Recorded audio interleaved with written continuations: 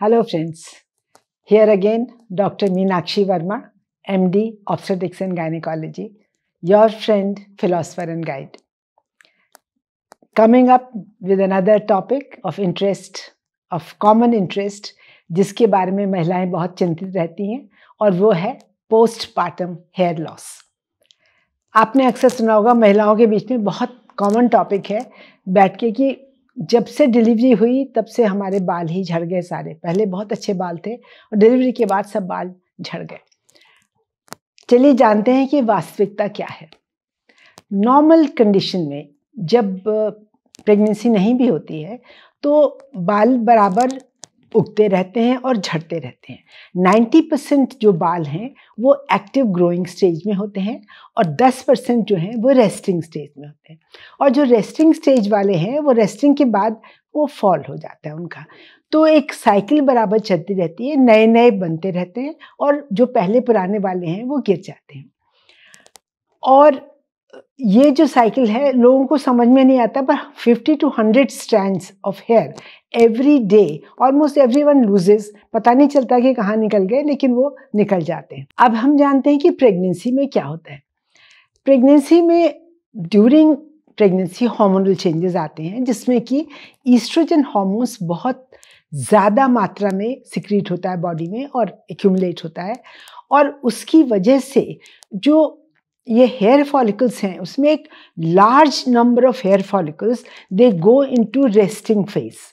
मतलब कि वो गिरते नहीं हैं, बहुत सारे रेस्टिंग फेज में चले जाते हैं और गिरते नहीं हैं। तो ऐसा लगता है जैसे बाल बहुत घने हो गए प्रेगनेंसी में। आफ्टर डिलीवरी जैसे वो ईस्ट्रोजन लेवल्स नीचे चले जाते हैं तो धीरे धीरे उसके बाद 3 महीने के बाद हेयर फॉल होने लगता है, और 3 से 4 महीने से शुरू होता है एंड बाय 6 मंथ्स सबसे ज़्यादा होता है, and by 9 months to 1 year वो नॉर्मल अपनी स्टेज में वापस आ जाते हैं।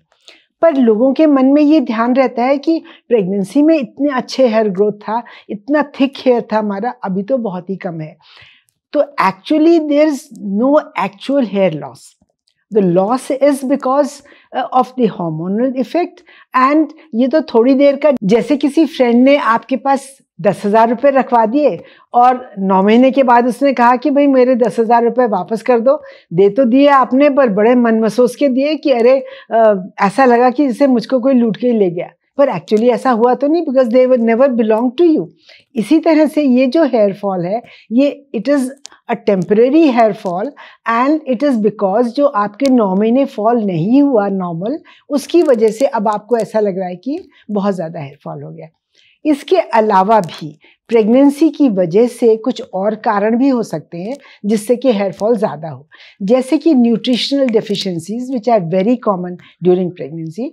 अगर महिलाओं का न्यूट्रिशनल स्टेटस ठीक नहीं है प्रेगनेंसी के दौरान में जितना कि उनका रिक्वायरमेंट है, तो ये here is very very easily affected by the nutritional deficiencies.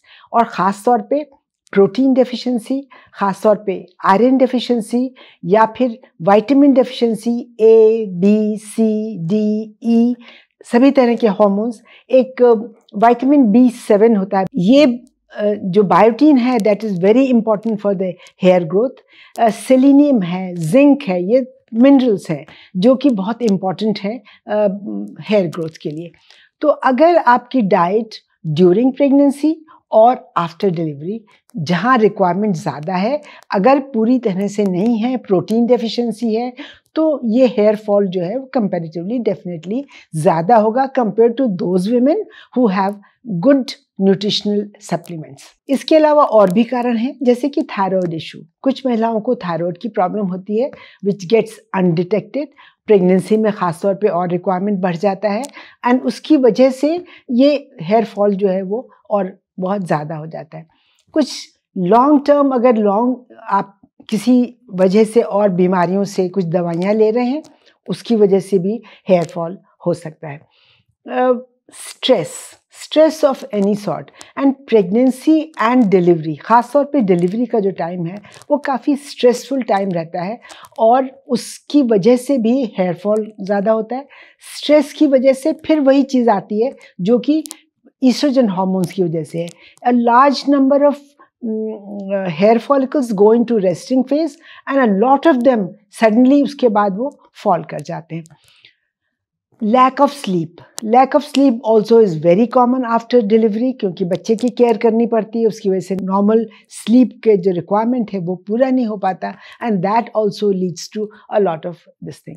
सो ये सब जो सिंपल रीजंस हैं जिसकी वजह से हेयर फॉल प्रेगनेंसी के बाद ज़्यादा हो सकता है, and you have to take care of that. कभी कभी ऐसा होता है कि महिलाएं इमीडिएटली आफ्टर डिलीवरी उनको ऐसा लगता है कि मुझे किसी भी तरह से I have to come back to my shape, और वो बहुत क्रैश डाइटिंग करने लगती हैं, तो उसमें भी उनको इस तरह से लॉस होने लगता है.